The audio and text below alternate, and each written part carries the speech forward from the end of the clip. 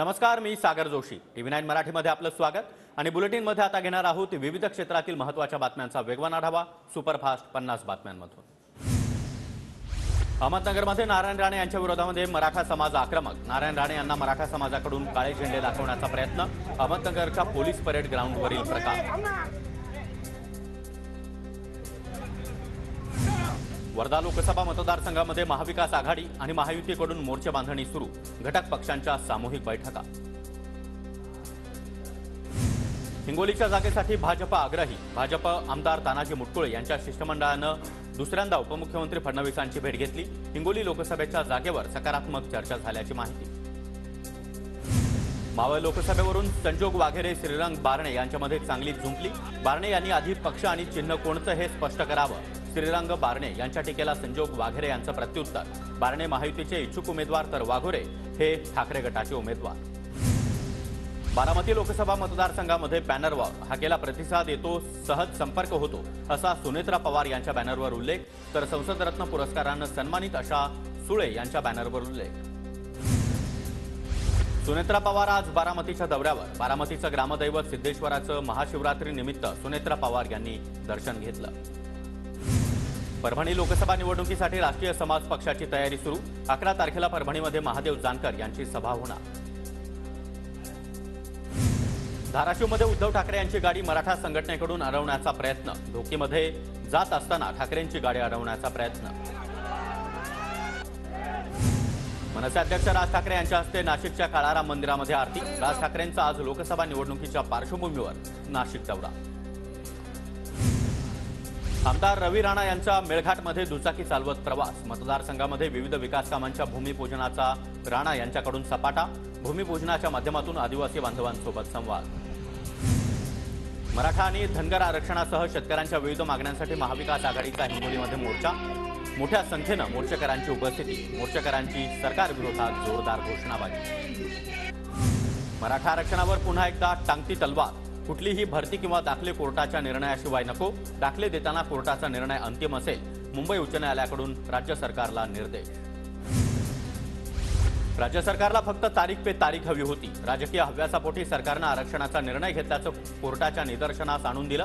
मुंबई उच्च न्यायालयाच्या निर्देशानंतर गुणरत्न सदावर्ते यांची प्रतिक्रिया. नाशिक मालेगावमध्ये स्वच्छता आउटसोर्सिंग ठेका रद्द करण्याची मागणी. जोरदार निदर्शनं आणि धरणं आंदोलन. महापालिकेच्या विरोधात घोषणाबाजी. अमरावतीमध्ये विदर्भातून आलेल्या प्रकल्पग्रस्त शेतकऱ्यांच्या सामूहिक उपोषणाचा आजचा दुसरा दिवस. प्रकल्पग्रस्त शेतकऱ्यांना जमिनीचा वाढीव मोबदला देण्याची मागणी. अमरावती विभागीय आयुक्त कार्यालयावर पांढरी खानपूर इथं नागरिकांचं रात्रभर ठिय्या आंदोलन. गावच्या प्रवेशद्वाराचं काम सुरू करण्याची मागणी. गोंदियामध्ये पोलीस पाटील भरतीमध्ये मोठा घोळ झाल्याचा अपात्र उमेदवारांचा आरोप. परीक्षा प्रणालीची चौकशी करण्याची मागणी करत अपात्र उमेदवारांचं आंदोलन. विविध मागण्यांसाठी भंडाऱ्यामध्ये तब्बल 215 कंत्राटी वीज कर्मचारी संपावर. मागण्या पूर्ण न झाल्यास आंदोलनाचाही इशारा. बुलढाण्याच्या शेगावमध्ये अवैध गौण खनिज उत्खननाविरोधामध्ये तहसीलदारांची धडक कारवाई. 2 ट्रकला ठोठावला प्रत्येकी 1.5 लाख रुपयांचा दंड. रेती माफियांचे धाबेदण आणले. नागपूरमध्ये कामगार कल्याण मंडळाकडून कामगारांना किचन किटचं वाटप. 4 दिवसामध्ये 1 लाख कामगार कल्याण मंडळामध्ये नोंदणीकृत कामगारांना साहित्य वाटप केलं जाणार. नागपुरात प्रादेशिक अंडी उपवणी केंद्राकडून शास्त्रोक्त पद्धतीनं कुक्कुट पक्षी नष्ट. वाढत्या बर्ड फ्लूच्या पार्श्वभूमीवर निर्णय. वर्धा जिल्ह्यामध्ये एका महिला आरोपीकडून MD अंमली पदार्थांसह 84 हजारांचा मुद्देमाल जप्त. स्थानिक गुन्हे शाखेची कारवाई. अमरावती जिल्ह्यामध्ये 20,000 नवीन मतदारांची नावं. एकूण नवीन मतदारामध्ये 60% नवमतदार महिलांचा समावेश. तर इतिहासामध्ये पहिल्यांदाच नवमतदारांची विक्रमी नोंदणी. सिंधुदुर्गच्या गोळकोटमध्ये पाण्याच्या जॅकवेलमधून अशुद्ध पाणी पुरवठा होत असल्यामुळे स्थानिक हैराण. चिपळूण शहराजवळील 5 गावांना पाण्याची तीव्र समस्या. प्रशासनाकडे वारंवार तक्रार करून देखील प्रशासनाचं दुर्लक्ष होत असल्याचा आरोप. नांदेडच्या 2 महिलांनी सुरू केला सॅनिटरी पॅड आणि टिश्यू पेपरचा व्यवसाय. रोजगार मागण्यापेक्षा रोजगार देणाऱ्या नांदेडच्या महिला ठरल्या पॅड वुमन. भंडारा जिल्हा भाजप महिला मोर्चाच्या वतीनं नारी शक्ती वंदन पदयात्रेचं आयोजन. खासदार सुनील मेंढे यांचा देखील सहभाग. परभणीच्या जिंतूरमध्ये महाशिवरात्रीचा उपवास करणाऱ्या 7 जणांना विषबाधा. भगर खाल्ल्यानं अनेकांना मळमळ, चक्कर आणि उलटी, त्याचबरोबर पोटदुखीचा त्रास. बाधितांवर जिंतूर ग्रामीण रुग्णालयामध्ये उपचार सुरू. महाशिवरात्रीनिमित्त संत मुक्ता यांनी चांगदेव गुरु शिष्य यात्रा महोत्सवावर हेलिकॉप्टरनं पुष्पवृष्टी केली. वारकरी आणि भाविकांची मुक्ताईच्या दर्शनासाठी मोठी गर्दी.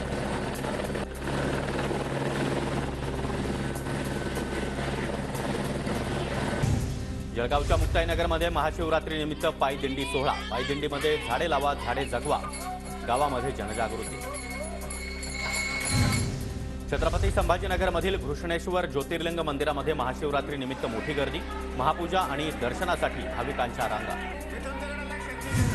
विदर्भातील किटाडी इथं महादेवाची प्रसिद्ध यात्रा सुरुवात. भाविकांसाठी महाप्रसादाचं आयोजन. पोलिसांच्या चोख बंदोबस्त. वाशिम जिल्ह्यामध्ये वृत्त कलावंतांच्या मानधन प्रस्तावादरम्यान सामाजिक न्याय भवन परिसरामध्ये सावळा गोंधळ. वृद्धांना कार्यालयातून वारंवार तारखा देण्यात येत असल्यानं कलावंतांना त्रास. वाशिमच्या भटक्यांच्या पालांवर आता मतदार नोंदणी अभियान. शेकडो नव्या मतदारांची नोंद. पहिल्यांदाच बजावणार मतदानाचा हक्क. संगमनेरमध्ये महिला दिनानिमित्त एकविरा फाउंडेशनच्या वतीनं मुली आणि महिलांसाठी क्रिकेट स्पर्धेचं आयोजन. काँग्रेस नेते बाळासाहेब थोरात यांच्या हस्ते स्पर्धेचं उद्घाटन. अभियांत्रिकी महाविद्यालयाचे प्राध्यापक आणि कर्मचाऱ्यांना मोठा दिलासा. 7व्या वेतन आयोगाची थकबाकी मिळणार. 626 खासगी अभियांत्रिकी महाविद्यालयातील प्राध्यापक आणि कर्मचाऱ्यांना 2016 पासूनची थकबाकी दिली जाणार. पुण्याच्या सावित्रीबाई फुले पुणे विद्यापीठाच्या शिष्यवृत्ती योजनेला मुदतवाढ. आता 11 मार्चपर्यंत शिष्यवृत्तीसाठी अर्ज करतायत. नाशिकच्या इगतपुरीतील स्फटिक शिवमंदिरामध्ये पहाटेपासूनच भाविकांची गर्दी. महाशिवरात्रीनिमित्त मंदिराला आकर्षक सजावट. परभणीमध्ये महाशिवरात्रीनिमित्त मृत्युंजय पारदेश्वर मंदिराला आकर्षक विद्युत रोषणाई. उत्सवाची देखील जय्यत तयारी. अहमदनगरच्या राहता तालुक्यातील कोल्हारमधील कोल्हाळेश्वर महादेव मंदिरामध्ये भाविकांची मांदियाळी. दर्शनासाठी परिसरातील नागरिकांची गर्दी. एलपीजी गॅस सिलेंडरच्या किमतीमध्ये 100 रुपयांची घट. महिला दिनी मोदींचं मोठं गिफ्ट. ट्विट करत पंतप्रधान मोदी यांची घोषणा. राज्याचे 4थे महिला धोरण जागतिक महिला दिनानिमित्त आजपासून लागू. महिलांच्या सर्वांगीण विकासासाठी नवं धोरण. पुणे विमानतळाच्या नवीन टर्मिनलच्या उद्घाटनाला अखेर मुहूर्त. 10 मार्चला पंतप्रधान मोदी यांच्या हस्ते ऑनलाईन उद्घाटन होणार. पुण्यामधील उरळी कांचनमध्ये व्यवसायाच्या नावाखाली दरोडा टाकणारी टोळी जेरबंद. स्थानिक गुन्हे शाखा आणि पुणे पोलिसांची कारवाई. तिघांना अटक.